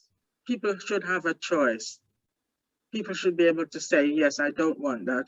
Going with what Brother Gary said earlier, I do not want that in my body. I don't know what it is. And from all the news that's been going around, I don't want something that I'm not sure about in my body. So why are people being forced now to take something that they decide that they don't want? That's one of my questions. And also the other major one is why are they making a lot of money out of this dilemma? Okay. They should not be selling masks and selling this and selling that, and we shouldn't have to be paying for tests £80 and more. And this is not by the NHS. It's another company that's doing this. This is not the NHS that's taking this test when you want to travel that costs you £80 or more. So why have they got the go ahead to start making money out of this dilemma? Yeah, it's true. I hope to explore some of that in our next presentation. Some of these questions. So I think we have 2 more, and then we will look to have a season of prayer, and then close, because the advertised time is from 4:30 to 6:30. All right, so Max and then Dillon. Yeah, just a couple of points. The money issue is also what's caused bitterness because of the way the Americans have done it. Dr. Anthony Fauci, for some reason, he basically began to allow research workers to get dividends, which is really unethical. But they've done that with the American system. When they discover something, they put it on hold, register a patent, and make ways to get money back to the researchers. Now, the problem is this. If the data is not exactly up to scratch as to the efficacy of something you're making, you're not likely to be honest about it, especially if you're getting dividends back. And this is where a lot of people are angry, and it is sensible to be upset about it, because it's just unethical, and it's only found in the States. Why? They say they are the leaders of all these things, but what they are doing is completely unethical. You cannot say people that are researching a vaccine to sell it, they get dividends. It doesn't work like that. But they have done that, and it's gone unchallenged. People have tried to voice it, and they can't get to this Dr. Anthony Fauci. They can't. And then the other thing about medical ethics, there is respect and justice in medical ethics. Though medical ethics are basically a moral code, they can't be legally taken to court. You cannot, it's just a moral code. That's the problem. It's a toothless thing. But the European Agency for Evaluation of Medical Products basically has rules on the medical products that come into England. And so the swabs have got a stipulated amount of ethylene oxide they're allowed. So you can go on their website, it's there. The minimum is a picogram. And they basically have discussed the swabs. It's on their website. Yeah, that the amount of ethylene oxide is negligible. It's really tiny amounts. So that's why they have been certified as safe to use. And then the other point is the compulsory vaccination of COVID-19 has caused a lot of problems, yet there are other vaccines that are compulsory with health workers, such as Hep B. And the people have not fought against that. So I wonder, you see, this is why this disease writes new books and new things, because when we got into the NHS, Hep B was compulsory. Even from where I came from, Hep B was compulsory. And if you don't have Hep B vaccination, they would not let you in. If you have Hep B vaccine in the past, so check your titers, antibody titers. If they are below par, you'd have to have a booster. And so that is coming in the face of now COVID-19 is coming. The problem with the COVID-19 is that they don't have the data to say that an unvaccinated person is a threat to even vaccinated people. The data is not there. You see, the quality of data rises. The best being I'm saying there's no data to argue a case that unvaccinated people are not safe. Because here's the problem: people have had COVID, now they've got natural immunity, right? Right. Yeah. They're still being forced to be vaccinated, and yet they've demonstrated that the naturally immunized people antibodies are probably higher than the ones who've had the vaccines, and the data is there, but they're still forcing people to have vaccinations. It is a very difficult one. However, the law is very difficult with that. Dismissals are very difficult on vaccinations, because the human rights include what's called integrity, physical integrity. You can refuse to have things done on your body. So it's physical integrity can actually, but then the argument is there is protection of health, which also overrides things, because they can drag protection of health into a natural security threat, which then drags into human rights, which then makes them force people. But I don't think that the United Kingdom would ever be put in a position like that. It's the sectors that employ the most people that are a problem. NHS employs the biggest number of people. This is the problem. It's the biggest employer. So if NHS says compulsory, then it's a problem. It's a big problem. So how do you fight that? When other countries have followed suit, Austria, Brazil, Canada, they've followed suit and made it compulsory. So it's a very difficult situation. Yeah, Pastor, can I just say something? Sorry. Well, you're cutting in for Dylan. But if you're speaking to that point, then okay. Yes, that's the point that I want to speak to. That most NHS workers are quite scared, but I've gone through the process, and I went through it with my manager, and there's a form that you have to complete if you're not vaccinated, and if you're not going to be vaccinated. What they ask your manager to do is to first of all look within his team if you can be removed from face-to-face contacts with people. If you can move to that position, then your job is secured. There won't be any problems. Your manager signs those forms and fills them and then sends them off to human resources. And so far, human resources are quite happy with whatever your manager brings back to them.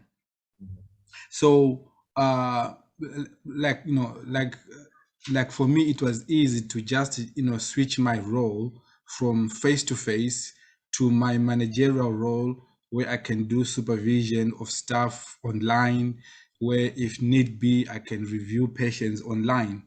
And that is absolutely fine. It's only when within the team that you're working with, you can't be moved from face-to-face contacts. That's where the problem comes. So although they're saying no jab, no job, when you actually go deep and look at the paperwork that has to be completed by your manager before they start the dismissal proceedings, there is quite a leeway where you can just be shifted from one position to the other, and you keep your job.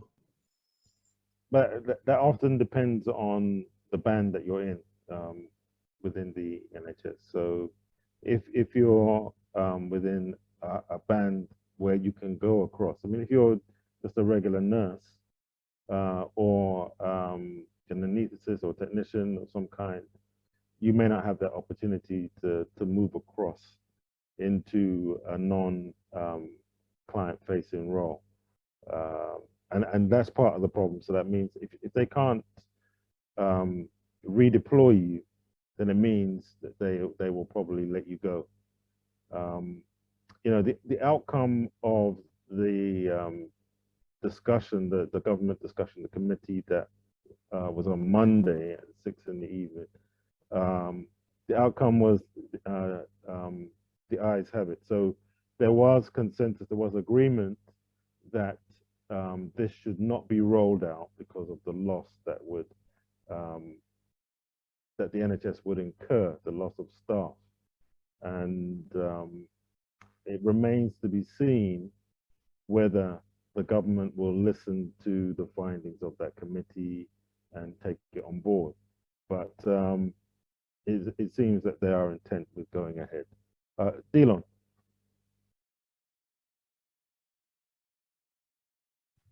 Yes, good evening, everyone. First of all, I want to thank Pastor for the information. Also, I want to thank everybody for sharing the input. Now, I have a question. Jab or no jab? Do you need it for salvation? And before you answer, think about it. Jab or no jab? Do you need it for salvation? No. It is so amazing to see how we are worked up over these things that the Bible already spoken about. Now we're going to see a time of trouble as never seen before, right?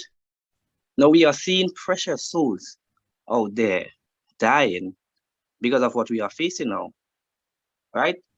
And what they really need is the vaccine, Jesus. And we have that vaccine. We have Jesus. Now, what I am noticing with the debate and all these things, it brings segregation. Now, we have those who are vaccinated, don't want to be around those who are non-vaccinated. And it even gets so, even escalate to the church of God when we're supposed to be a people who are united. Because the former rain fell upon the disciples when they were united. Now, in order for we to have that latter rain, we have to be united. Now, if we are not united, and this is the deception of the devil. Now, we know that the devil, he come to steal, to kill, and to destroy. But Jesus come to give life. Many of us who are taking a vaccine or not taking a vaccine, we are concerned about life. And it is true, right? But we have to remember Jesus and God is the giver of life. What if you take the vaccine today and end up in a car accident tomorrow and you die? Did the vaccine save you? No. What if you don't take the vaccine today and you end up in a car accident and you die? Will not taking the vaccine save you? No. So we are worked up over the vaccine and jab, no jab, and all these things. When God tells us these things are going to come to pass, we have the three angel messages, and we have the message that we know that these trials, these persecution, these things that come upon God's people, it will come to pass. Now, what I would like to see that we, as believers, Bible-believing Christians, right, preach the word of God with power. Be united, because this argument that we have, I've been listening, and I get the conclusion I can see here that, listen, we don't know whether it was man-made or not. Whether it was man-made or not, we know the devil have his agenda. Now, we have to be wise as serpent, as harmless as dove, because we are seeing that this argument that we have in here, it is bringing segregation in the church. And people are very sensitive, and we have to preach the word of God. We have to make people know whether you take it or you didn't take it, God can still save you. And he's in the saving business. And I want to encourage us here, let this not be something that, you know what, it could bring a segregation. We could get the information, we can share knowledge, because knowledge increasing as we know, but the word of God stands tall. Understand? Because I believe there are many sincere Christians here on this line who pray and ask God whether to take or whether not to take it. And I believe God give everybody an answer. because I prayed about it and asked God whether to take it or not, and he told me to wait. And I've been speaking to many people who have prayed and God told them to wait. I've been speaking to many people who have prayed and God tell them to take it. Or so they say, God said to take it, and I'm not arguing that. But what I'm encouraging us here, whether you take it or you did not take it, you can still be saved for God's kingdom. But God wants us to be united going forward so that our church would not be segregated, because we have people who are sensitive to this job, no job, and not being job. We have people who don't want to be around people who take it. We have people who don't want to be around people who haven't taken it. And we are seeing the division in the church. We are seeing the division from the conference, the head come down. And we have to find a way, right, to pray about these situations so that God could mend every relationship in the church, so that we don't get too occupied as the world, right, worrying about like as a headless chicken. We have a savior, and he is the one that's going to save us in the long run, right? The information is good to know, right? But we need to know the Bible more and preach the Bible, and people understand, listen, that all these things are a shadow of things that must come to pass. But at the end, your relationship with Jesus is what really matters. Whether you take the job or not, you can die taking the job, you can die without taking the job, but your relationship with God is what really matters in this life. All right, thank you, Dilo.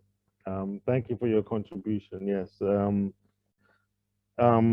whether you take the jab or no jab, do you need it for salvation? That's, that's a powerful question. Do you need it for question? And when I broached that that question with a friend of mine, a while ago, 2 weeks ago, he himself was saying it's not a salvation issue. We all believe in Jesus Christ, and we've taken vaccine for years. So, and we haven't asked ourselves the question whether our salvation is tied to this. It's just in this instance, and the fear that's been generated, people have been questioning, have been fearful because of the fear that's been whipped up concerning it, and so because the government has pushed that line as well. Yes, Jesus is our vaccine, and yes, you're right. You must be wise as serpents and harmless as doves. And the division, as I said earlier, can be in families as well. And so then we have to be loving in every situation. And when it affects your family, and then there are issues in your family, then you feel it. You feel it more than even a church member, and then you have to realize, well, I need to resolve this, and how do I resolve this? There must be discussion. There must be reconciliation. There must be acceptance. All of these things come into being in order for us to move together. Because the scripture is clear, can two walk unless they agree, and you can only reach that place when you have a process of discussion and acknowledgement, confession, and so forth, and then there can be this coming together. So thank you for raising your very pertinent question there, Dylan. We'll look to explore some of those things. But I also want to say, before I move on to Sylvanus and Max, you guys will be the last two. I don't want to take too much more of your time. But the Bible is clear, these signs will follow those that believe. They will tread upon scorpions and serpents, and they will lay hands upon the sick, and heal them. And if they drink any deadly thing, it will not harm them. And this is the thing, is that you know, in the Greek, to drink means to imbibe. So anything you take in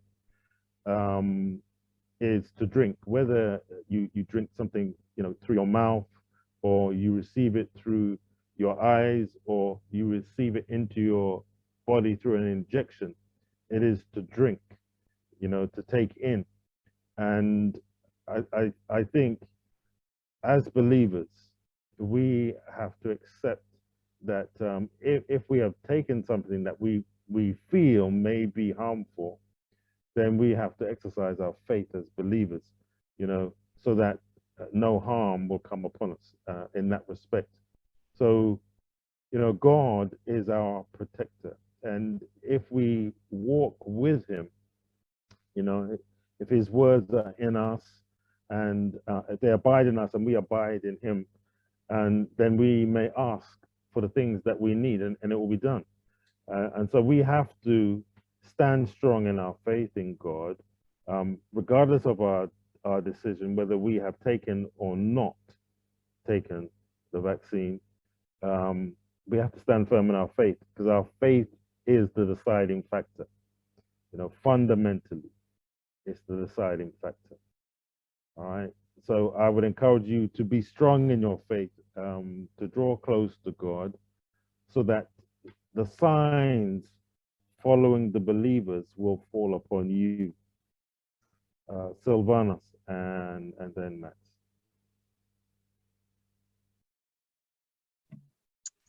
Good evening, Pastor. Thank you for the opportunity you have given me to speak.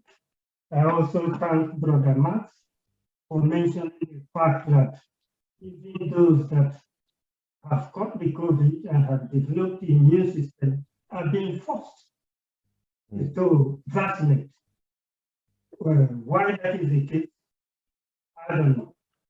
But whether somebody is vaccinated or not vaccinated, this is the point that I want to make. There are some information that we should have, either from the government or from the health system, that we have not had to protect ourselves.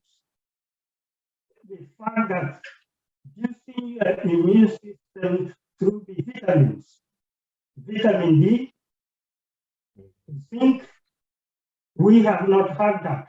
Apart from, I had that from one doctor that is retired and another one speaking directly from Israel in his own practice and how it works. How the people in his practice has lower, the COVID have not affected them as much because of the system he had put his patients through. Now, why is it that another medicine like ivermectin cheap?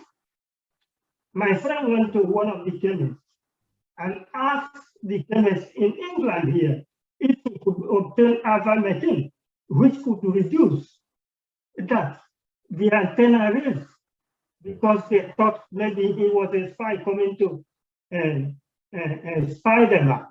They refused to give that. Why is the government not mentioning this?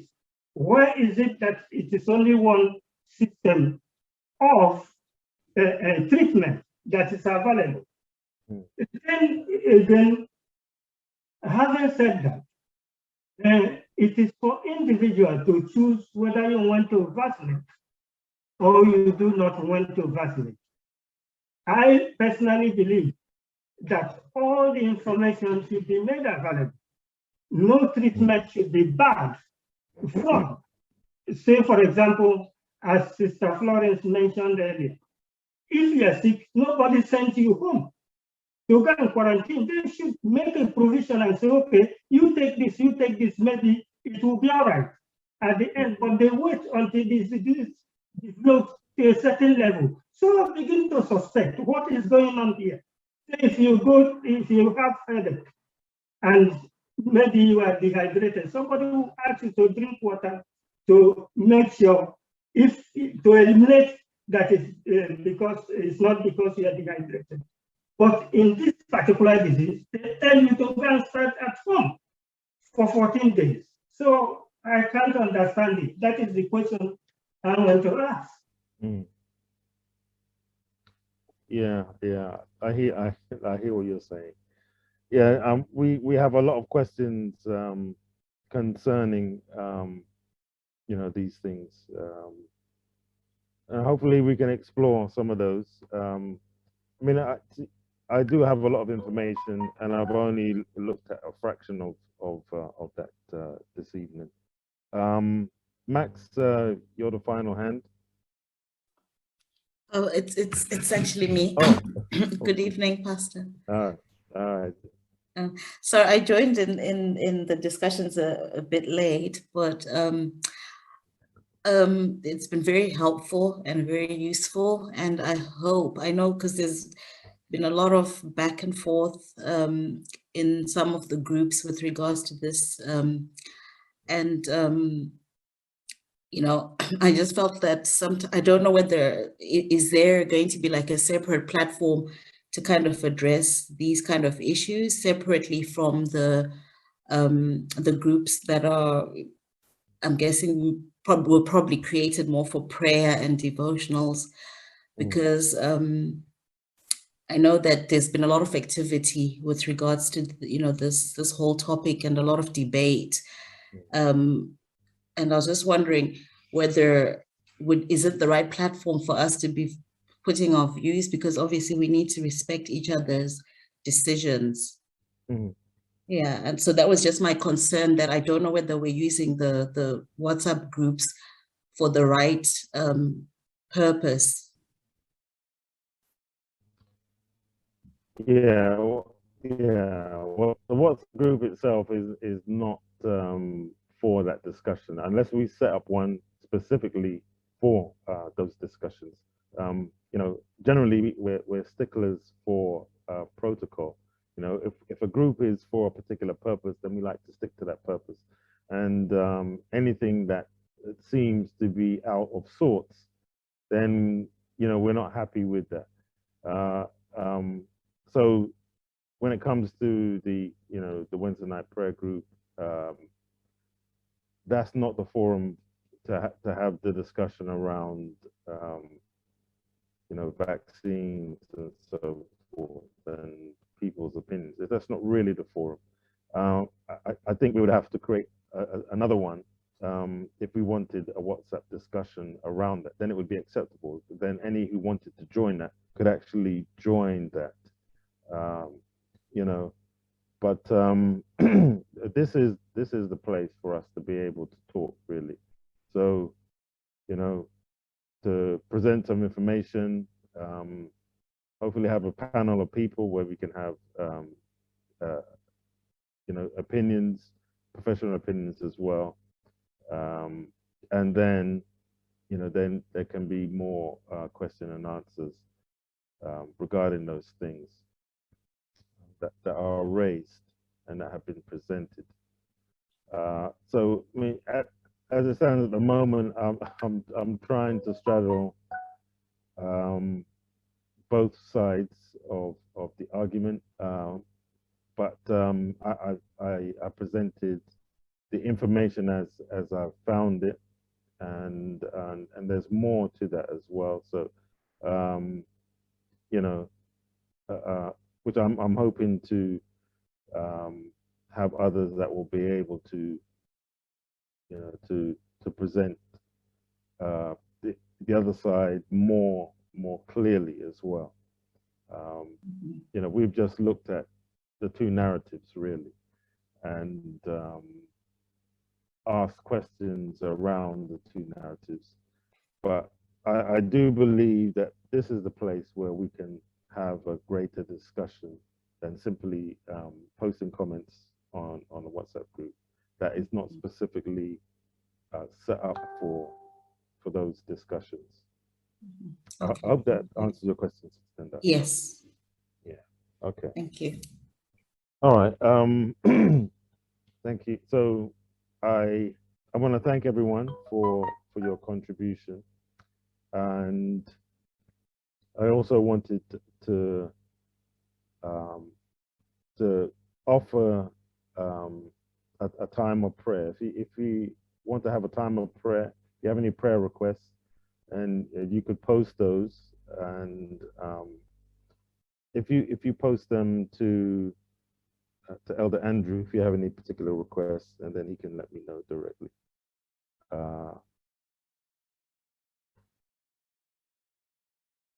Yeah, actually, you can post it to me if you want. If it's just for me, then you can post it to me as well. Okay.